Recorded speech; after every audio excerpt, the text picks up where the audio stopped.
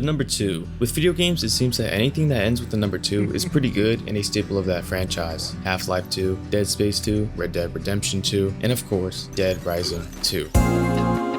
37. My girlfriend sucked 37 dicks. In a row? Released in 2010 on the PS3 and Xbox 360, it was a long-awaited sequel to the game we all loved 5 or so years back. But instead of Capcom making the second game, they decided to outsource it to Blue Castle Games. Yeah, Blue Castle Games, the company who was well known for the bigs. Good one, Capcom. The second game takes place in Nevada, in the fictional Fortune City. Well, it's not technically a city, it's more of a resort that was built after Las Vegas had suffered a zombie outbreak. And you'd only know that if you played Case Zero, which was an exclusive Xbox 360 game. Anywho, Chuck is tending to his bike for the Terran reality show, so he can afford Zombrex for his daughter. This show capitalizes on the zombies by using them as sort of entertainment. It's almost like Shaun of the Dead, but not really. It wasn't that hard to win the first prize, which is... Hold on, is that a measly $300? Alright, that's it. I'm sick and tired of being treated like shit. I'm gonna give them a piece of my mind. Oh shit. Another outbreak just started. Luckily, the emergency shelter was still open and we made it just in the nick of time. We're safe, for now. We meet Raymond, the security guard in charge of the emergency shelter. He notices Katie's old bite, but we reassure him that we have some Zombrex on us. Newsflash, we don't. This will be our main focus throughout this shit show. It differs from the first game where the only thing we had to focus on were the main cases given to us and the psychotic people we'd encounter, which hasn't really changed that much. Luckily for us, Daddy knows how to cheat when gambling, so I'm able to buy just enough Zombrex to last the entire game without having to worry about it. On another note, we meet Stacy, the leader of Here. She hands me a walkie-talkie and keeps in touch with me throughout the game. She's our new Otis. God, it feels so good to be back in the mall. I'm telling you, if there was one thing I could commend this game for, it would be its beautiful soundtrack. Some of my personal favorites are Super Shopper, VIP Lounge, and Fortune's Ember. All songs that play in the mall's radio 24/7. It'd be an amazing place for the whole family if it wasn't being patrolled by our worm-infested friends. Currently though, I don't have Zombrex for Katie, so I head to the pharmacy to grab some. Here I encounter some very scary thugs who get beaten to an inch of their lives. After grabbing the Zombrex, I decide to save Denise and take her back to the safe room with surprisingly no issues. Something that I think they heavily improved upon from the first game were the survivor's AI. They made it so much simpler to take a survivor to point A and point B. In fact, I'd say it's more beneficial to rescue the survivors now more than ever. Sure, you get the usual PP, but you also get special quests and activities you can do in the safe room, like gambling. Congratulations, you won. Something you should know about me, I fucking suck at poker. Better yet, I'm dog shit at gambling in general. Then do it. Then fucking call me on it, little nigga. You know I'm calling you on a bit, ass nigga. Whoa. So how do you think it makes me feel when this game includes a huge amount of gambling? Now you'd think playing poker in the apocalypse might be, I don't know, counterintuitive, but it's low-key smart. You see, instead of betting real money, you bet you bet real money. I spent a bit of time with these people just to lose 100k in a matter of minutes. That can't be normal. They had to be punished. But if you thought we were done with gambling, well, I mean, you're just fucking stupid. You see, if you save enough survivors, there will be an event within the safe house to play poker with them. Now, what would these survivors bet? Money, food, items, or anything else with value? No. Instead, they bet their dignity. You see, if you lose for any reason, you must take off a piece of your clothing until you're butt-ass naked. I am dead fucking serious. Now, I was doing really well. I'd say I was unstoppable until Trixie, oh, Trixie, you conniving, decided to lock in and just rob everyone at the table. I was nude in a matter of minutes. This wasn't going to be easy, but through trial and tribulation, it was just me, Trixie, and Jack. Our final stand would be legendary. First, Jack was the one to fall, losing his mighty helmet. Then it was just me and Trixie. She held out the best she could, but she failed to realize that I had just finished my Poker for Dumbasses video, and I was finally able to land the killing blow. I basked in this victory. Look at them. All of them naked, but me, the true poker king. Did I also forget to mention that you now have the ability to combine weapons? Yeah, and it's actually pretty good. It's an essential part of this game that would later be implemented into Deadrising 3. He was whipping up shit in a kettle. Boiling shit. Actual shit, like boiling poo. There's a bunch of really cool combos you can do to get some crazy looking weapons. Like for example, gems in a flashlight to create a lightsaber, or machine guns in a wheelchair to create Stephen Hawking's wheelchair of death. Don't look at me, I don't have any idea. Let's just give Katie her Zombrex. Reports suggest What? Green, a member of the zombie rights protest group Cure, was a contestant in tonight's pay-per-view game show. Acquaintances describe Green as a known drifter who is still angry over his wife's death in the Vegas outbreak. Well, shit. Getting blamed for all this has put me in a pretty bad mood, which isn't being helped by eating this green hamburger. I recommend keeping some magazines and plenty of non-perishable health items on you for a smooth and easy time in the mall. But back to the story, Rebecca Chang, the reporter who just told the entire world that I caused the outbreak, is here in the mall and she's not ready to part with her source. However, she does lead us to a central security room to view footage of the incident. But ain't no one gonna cover your ass when the military arrives. 3 days, huh? Will I be able to clear my name in that amount of time? Sounds easy enough, if I don't get too distracted. Oh, I bet you just get rock hard thinking about me at night, don't you, Chucky? I've always wanted to take you down, chump. But you need some wheels, Chucky. If it's a fight he wants, it's a fight he's gonna get. Motorbike v motorbike. But holy shit, are these controls abysmal. It's like ice skating on puke while shit-faced drunk off fake fireballs. The driving in this game is rough, and I'm not saying the first games was any better, but holy shit. When I hit him with my bike, it's like I just pinched him with boxing gloves. But when I get hit, I get launched into the fucking stratosphere like Neil Armstrong. It's just unadulterated bullshit. So get off the fucking bike and just beat the living shit out of him. Watch him burn. We've got our next leak. Someone's transporting equipment into the maintenance tunnel for God knows what. This is very important, so we immediately hit the cash me if you can machine. Back at the mall, Chuck needed to take a piss after his little alcohol adventure, unaware that this would be his second psychopath encounter, and a damn good one at that. I'm a soldier for the cause, man. I see. You're losing the courage to finish what you started. Well, I have the guts, and I'm taking this thing all the way. God, this is such a great fight. He's probably the most grounded character in this game. To just the way he interacts with his environment, it's a pretty solid fight when you're not getting jumped on. Honestly, looking at this game's psychopaths, you start to notice them becoming a little bit more sillier, which isn't an issue. Deadrising was never a very serious game, but it had its moments that shined through, demonstrating the terrifying reality that was unfolding before our very eyes. This would inevitably spiral the psychopaths into a pretty weird place in the future games.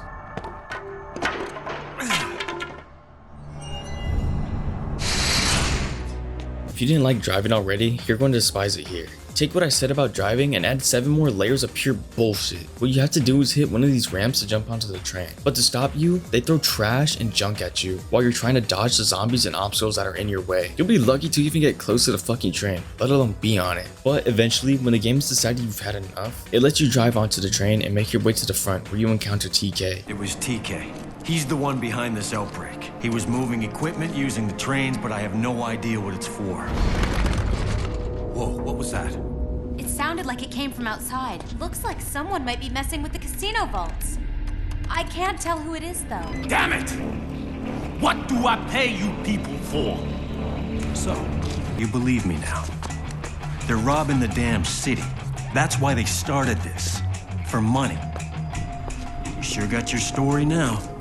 You're Chuck Green. That's right. And you are...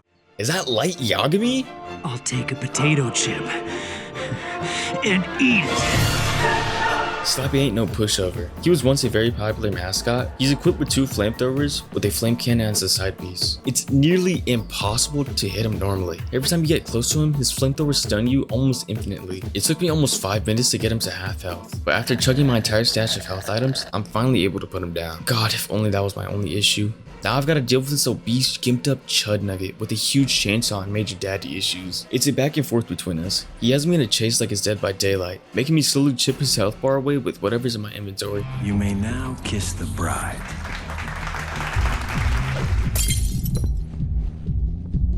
Have a drink, Chuck. TK had a feeling you'd show up. You're the source? Can't have the man responsible for the outbreak running around free now, can we, Chuck? It seems the ladies don't like me that much. Nothing special here. Light alcoholism, and a fight that's very reminiscent of the Lothric Prince fight from DS3. Okay, that's a stretch, but... Special delivery, signature required. I have rounds to do and I'm behind! You do know there's a zombie outbreak going on.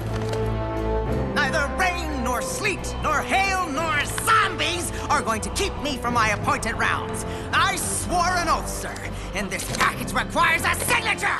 Oh, look at that, a mailman. It looks like someone's going postal. Too bad for him. Car beats, well, anything. When I think of cowboys, I think of mysterious gunslingers with a nice accent. Not Paul Blart's evil cousin who likes dominating young beautiful men in glasses. But God, is he such a pushover. I saw what you did there. America. Nothing but beer, guns, and Family Feud on weed. Fuck yeah! Why is fuck you, loser, on autopilot? The American dream, some would say. These fellas, however, have stained that dream. And as a fellow pure-blooded American, I'm gonna set them straight. And yes, I did miss some psychopaths, which I will touch on, like now. Snowflake the Tiger and her keeper Ted. She's a menace to any new player of the game. She's very fast and very hard to hit. Your best bet is to find a bunch of raw meat to tame her. Did you know you can gift your daughter this ravenous predator? And finally, we have Chef Antoine. This fight might as well be impossible. He's very fast, and every time you get him low, he throws a pan at your face, then runs to one of the food items and just gets his health back. But with persistence and patience, you can eventually stop this little motherfucker right in his tracks. Hey, you! Ooh, you the new crew? Or maybe just another crazy fan who loves me to death? Oh, good. I got a job for you, baby. Oh, yeah. I need you to run a few errands for me, kiddo, before we get started. I'm not sure if I can take waiting anymore. I get explosive when I have to wait. I don't know if I'm supposed to be aroused or creeped out. Ah, damn. But first, I get myself spiffed up in a pretty nice suit. She then asked me to gather an audience. Yeah, an audience. Welcome, welcome. Enjoy your stay. Drinks are available at the bar right behind you. Please, no shoving. The show will begin shortly. After gathering an adequate audience, we do a little minigame for her show. She then proceeds to fall gracefully into the hands of her loyal audience. Well, before sexually harassing me. Nice little butt on you to boot. Damn. Not really a fight to say, but nonetheless, she's classified as a psychopath who you can actually recruit and save, just like the Molotov guy from the first game. Sorry, buddy. We were on the rooftop waiting for anything to show up. So far, I've seen her, and that's just wrong. After some time, we finally spot the helicopter at the hotel. Looks like TK's trying to run away. I won't let that happen. And I didn't. I strapped their helicopter down with a crane hook and have a very simple boss fight where the only thing you do is throw a bunch of random shit at it until it explodes. Isn't he the host of that show? Oh yeah. And he started it. He's behind everything. He killed all these people and framed us for it. If you thought things were getting a bit too hopeless, it's just now discovered that the military has arrived. We're saved! The regular infected are now juiced up on this green fort cloud that turns them from slow Walking Dead type zombies to these fast-paced dying like volatile zombies. Editor here, I forgot to record these couple of parts, but we tracked down the soldiers who had captured Rebecca, and he's gone a bit crazy. This fight would be annoying melee only, but you're given as much firepower as he has, so it's not that bad. But after returning to the safe house, he becomes overwhelmed with zombies. I had to fix the doors to stop them from coming in. TK, having almost escaped, gets bitten and is infected. I decided to give him Zombrex. We soon learned that Phenotrans, the makers of Zombrex, are farming zombie queens from the undead. Why would they? I'll tell you why. It's been a couple of years since the last outbreak. People aren't buying Zombrex like they used to. But now zombies are back, and even the military can't stop them. There are probably lineups at every pharmacy in the country, all for Zombrex. They're making a killing off this. This is just crazy. We have to get this information out. We have to take these bastards down. I found this down there too. I'll call my station. They'll send help.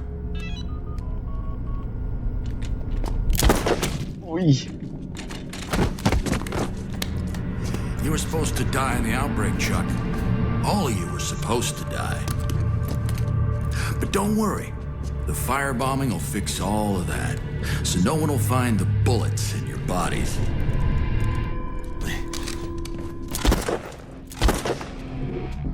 Luckily, I'm able to track him down to a rooftop where we have a very difficult standoff with him. He makes the commander guy from Deadrising 1 look like a cakewalk. You'll spend most of your time searching for healing items or fighting common infected, but luckily for me, I'm not stupid, so I brought the only counter I could think of, a gun. good guys, Chuck.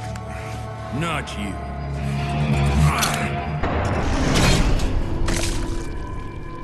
Channel 6 Action News, this is Chuck Green. You want the scoop of a lifetime? I need rescue choppers, and I need them right now. I call Rebecca Station to have them bring some helicopters for the survivors, but I notice Stacy and Katie aren't there, so I tell them to leave as I search for them. Suddenly the walkie-talkie goes off, revealing that TK had kidnapped them and strung them up over a pit of zombies. I was their last hope, and I wasn't going down without a fight. You wanted to show TK? Well, you're gonna get one.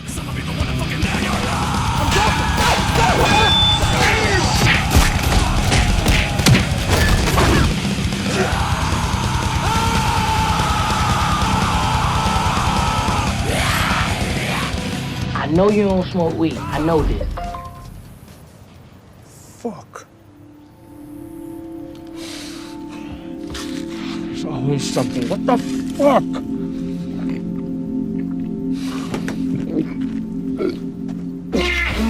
And that, ladies and gentlemen, is Deadrising 2. Or is it? Who has my pocket pussy? I have stuck my dick and sometimes my balls in that stupid thing before every game since I was 10! You see, Capcom in their benevolence dropped Deadrising 2 Case West. It is the canonical ending to Deadrising 2, so if you were unfortunate enough to not own an Xbox, well, you were shit out of luck, bud. Instead of fighting TK and saving Stacy and Katie, you're instead put into Ending A, where you don't give TK Zombrex, and his zombified being traps you in an elevator to, I don't know, kill you. But luckily for us, our camera-wielding, hairline-receding king comes to the rescue. Got an idea. I have a source that's told me about some sort of phenotrans facility west of here. You can come, but if I find out you had something to do with this... Look, buddy, I didn't do it, all right? What are you looking for, a big story? Some way to get yourself back in the limelight? Oh yeah? Is that what you think? There's a hell of a lot more to it than that. Get your ass out of my face! Back up! You're too close! I said drop it! Oh! Oh! Well, here we are, inside a very top secret phenotrans facility, looking for evidence of my innocence. But right now, me and Frank are, well, really fucked, I'll say. We fight our way through zombies and some phenotrans guards. We're given a map of the facility, with our objective being to input a set of codes, so our mysterious friend can download some data on this place to hopefully prove my innocence. It could almost pass as a pseudo-atlas facility from Exo-Zombies. A harvest projection. I saw it all back in Fortune City. They need queens to make Zombrex. But Phenotrans has been telling the world that drug is synthetic, made in a lab, not from Queens anymore. That's a lie, Frank. Don't you get it? It's still made from Queens, from zombies. And if you run out of zombies, you just make more.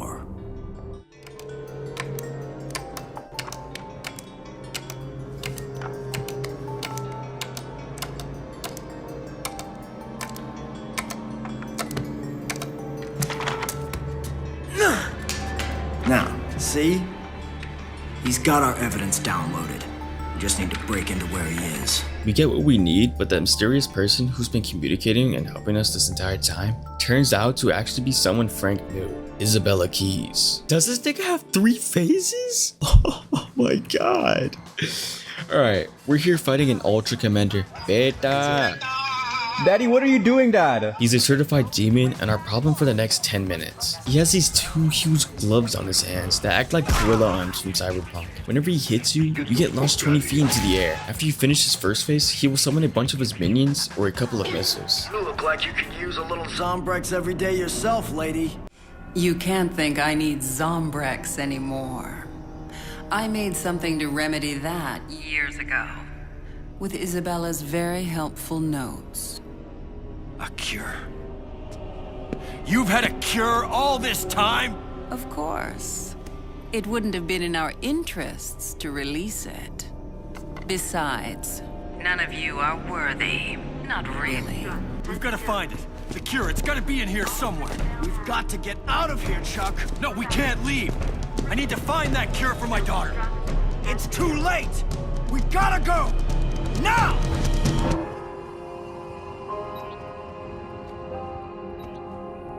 A cure. Can you imagine the difference that would have made to the whole world? That might have been a lie, Chuck. I need to believe that there's a cure out there. Take it. The world needs Frank West.